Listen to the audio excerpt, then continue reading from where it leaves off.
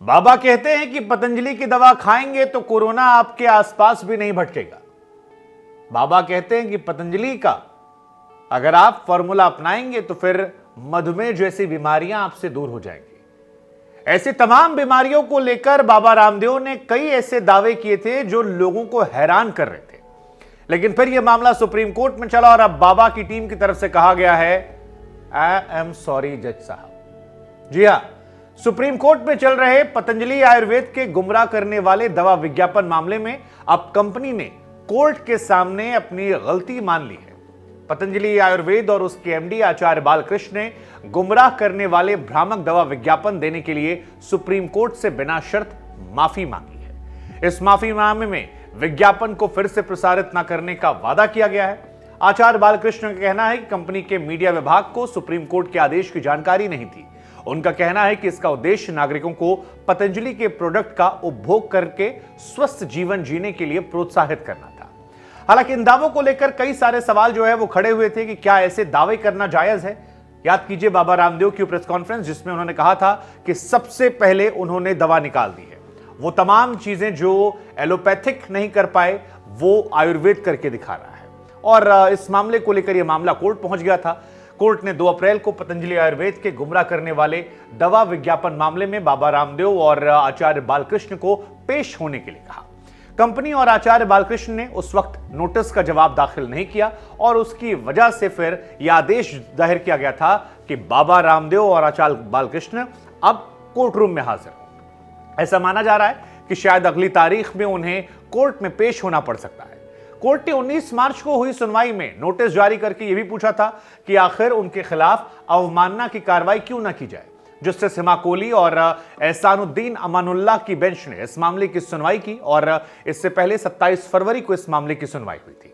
27 फरवरी की सुनवाई में कोर्ट ने पतंजलि आयुर्वेद के गुमराह करने वाले दवा विज्ञापनों पर रोक लगाई थी। इसके अलावा अवमानना कार्यवाही में कारण बताओ नोटिस जारी किया था। दरअसल कोर्ट ने पिछले साल भ्रामक विज्ञापन जारी नहीं करने का निर्देश दिया था, लेकिन कंपनी ने बाद में इसे नजरअंदाज किया।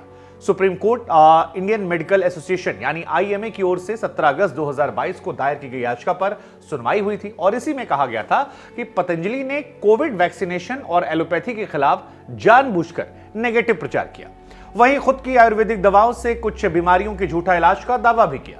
इससे पहले सुनवाई में आईएमए ने दिसंबर 2023 और जनवरी 2024 में प्रिंट मीडिया में जारी किए गए विज्ञापनों को कोर्ट के सामने पेश किया।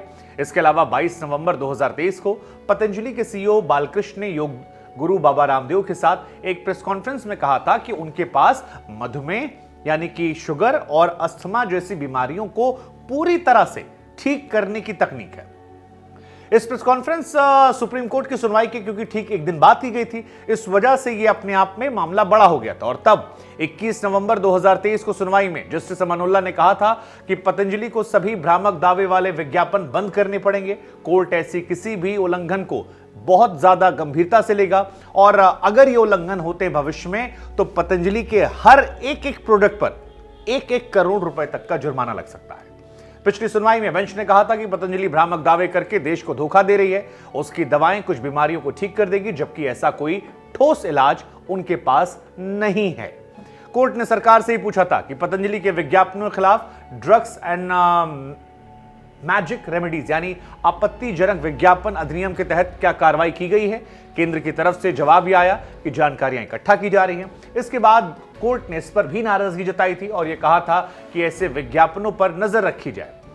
हम आपको बता दें कि बाबा रामदेव की तरफ से यह दावा किया गया था कि उनके प्रोडक्ट कोरोनिल और स्वसारी ने कोरोना का इलाज कर दिया है। इसके अलावा पतंजलि अपने कुछ अन्य प्रोडक्ट को लेकर भी विवादों में रही। जैसे साल 2015 में कंपनी ने इंस्टेंट आटा नूडल्स लॉन्च करने से पहले FSSAI से लाइसेंस नहीं लिया था और उसके बाद उनके टीम को सेफ्टी नियम तोड़ने को लेकर लीगल नोटिस का सामना करना पड़ा था। साल 2015 में कैंटीन स्टोर डिपार्टमेंट ने पतंजलि के आंवला जूस पीने के अनफिट बताया था और इसके लिए CSD ने अपने सारे स्टोर्स में आंवला जूस हटाया था। 2015 में ही हरिद्वार में लोगों ने पतंजलि के घी में फंगस और अशुद्धियां मिलने की भी शिकायत की थी। 2018 में FSSAI ने पतंजलि को मेडिसिनल प्रोडक्ट गिलोय घनवटी पर 1 महीने आगे की मैन्युफैक्चरिंग डेट रखने को लेकर फटकार लगाई थी। कोरोना के अलावा बाबा रामदेव कई बार योग और पतंजलि के प्रोडक्ट से कैंसर, एड्स, यहां तक कि होमोसेक्सुअलिटी तक को ठीक करने के दावे को लेकर विवादों में रह चुके हैं। खैर, बाबा रामदेव की टीम की तरफ से फिलहाल आई एम सॉरी बोला गया है। अगली पेशी में शायद बाबा रामदेव खुद जा सकते हैं। ऐसे में जो कुछ जानकारी होगी वो आप तक पहुंचाएंगे, लेकिन इस खबर को लेकर आपका क्या नजरिया है ये भी आप हमें जरूर बताइएगा।